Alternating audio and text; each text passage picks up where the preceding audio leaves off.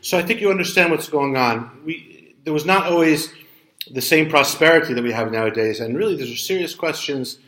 What if you can only buy wine for Kiddush, only chalot, bachas, or two things you can't? How do you prioritize it? Mm-hmm. The Talmud always deals with these questions. It says, oh, that'll never happen, or it's not even a question, maybe it won't happen, but we need to know, we need to understand the laws, and we need to understand what has to be done. And of course, it's interesting, the idea that you won't get chalot, wine, or kiddush, or candles, that doesn't seem to be one of the options. There won't just be, there's no Shabbat. That's not, So the Rambam says that if you can't get, and when he says candle, usually we're talking about, again, oil and a wick. For both the Shabbat candle and the Chanukah candle, which one should you get? Chanukah. It's a very good answer, but it happens not to be right. I read it. No, but it's written here. Chanukah? Chanukah, yeah. Really? Yeah. No? What do you say, Peter? Maybe in your version of the text. But No, maybe. So it's the Shabbat candle. So Shabbat is for home? Yeah, exactly. That's why it has the right. priority? Shabbat is Shalom Bayit. The Shabbat candle is Shalom Bayit. So Shalom Bayit usually means peace between man and wife. It does mean that also. Rashi's explanation means, in the time of the Talmud, the Shabbat candle meant your house shouldn't be dark. You need to have light in the house. Yeah. And you leave it on the whole time. Okay? Now we have electric lights, but that's the point. Rashi explains people will trip, will get into fights with people. Shalom Bayit demands, harmonious household demands that we have some kind of light there. And so the idea of the Shabbat candle is peace. Peace is the absolute foundation of our religion. The whole Torah was given to make peace in the world. And therefore, the Shabbat candle takes precedence. It's a beautiful explanation. It's not unusual. On the contrary, it's almost the rule that at the end of a section, the Maimonides writes something kind of inspirational rather than legalistic. And this is how he concludes peace in the world and so on. The problem is that the peace in the world is symbolized by the Shabbat candle, and the halachic section that he's writing it in is the laws of Chanukah. And so the question we're asking is, why does the Rambam put this explanation of the greatness of peace in the laws of Chanukah? And of course, the idea is that we're going to find some kind of connection thematically between Chanukah and this idea of peace as it's meant in a spiritual context. Okay, so to understand this, we have to go through a few very important ideas to understand the distinction between the original candelabra. You're following? Okay, yeah. Okay. And by the way, this is a live class for those who are tuning in later. And everyone's going to get this live class, but it's going to be a recording of a live class. And I very much hope that we're going to repeat it and more people will come. But now it is the smotanka. I've been told that my Slovak quotes are welcomed. We have the elite, exactly. Only George Soros is missing. You know the expression, horných 10 tisíc? So the Chanukah lamp, menorah, is a commemoration of the menorah in the temple. Yeah, please help yourself, yeah. So, on the other hand, there are some very important differences. The menorah in the temple, first of all, was lit in the daytime. It was one of the avodot, one of the services that was done. The time of lighting was in the daytime. Another point is that it was inside the temple. The Midrash asks rhetorically, does the temple need light and so on?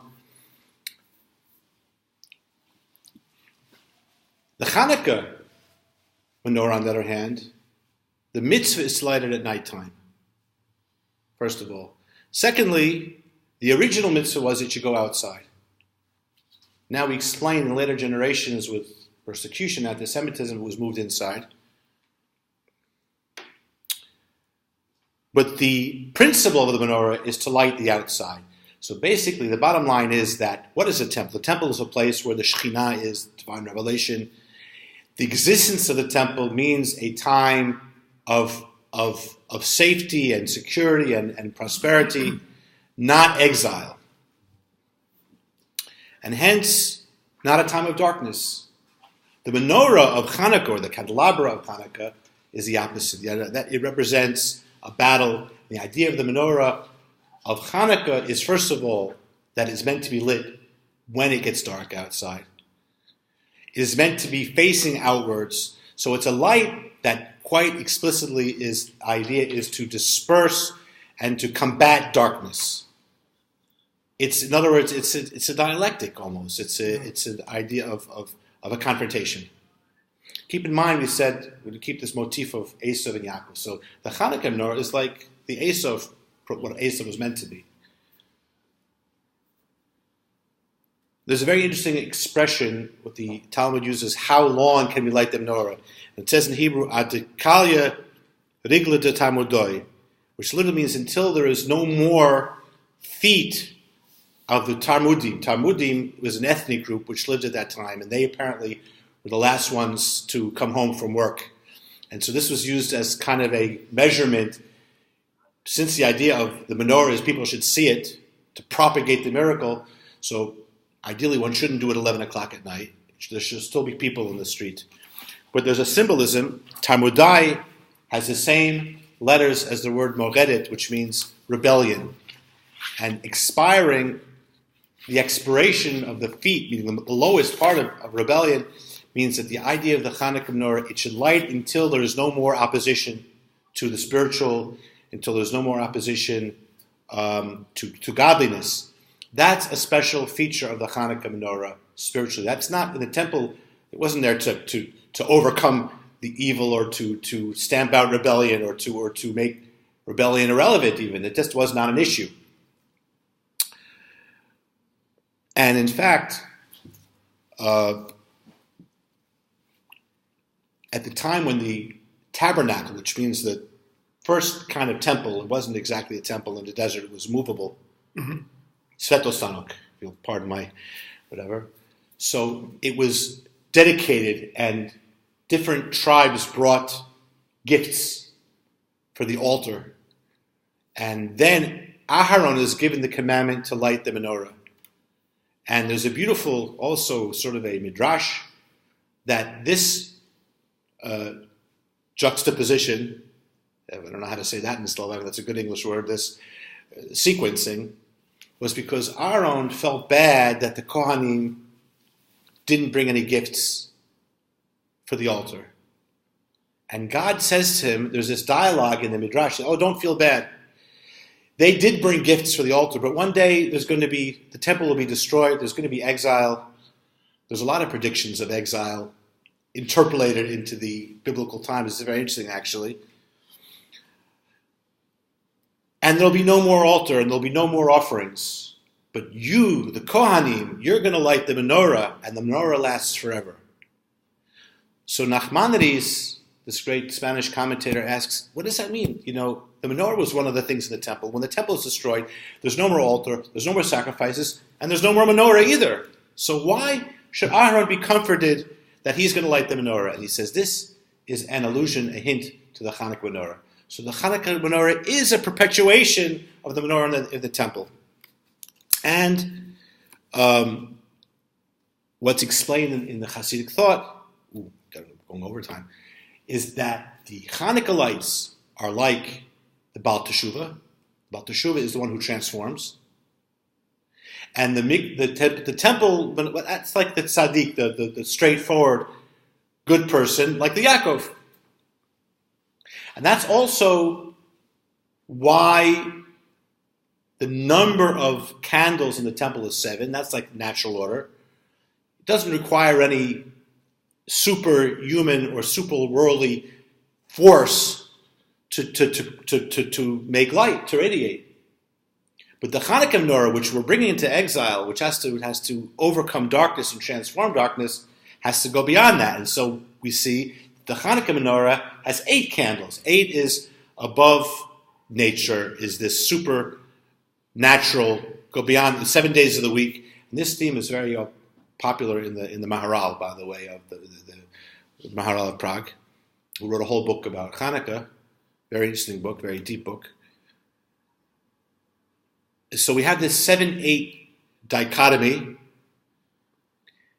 and we see the same thing, by the way, that Shabbat is the holy day, it's the 7th day.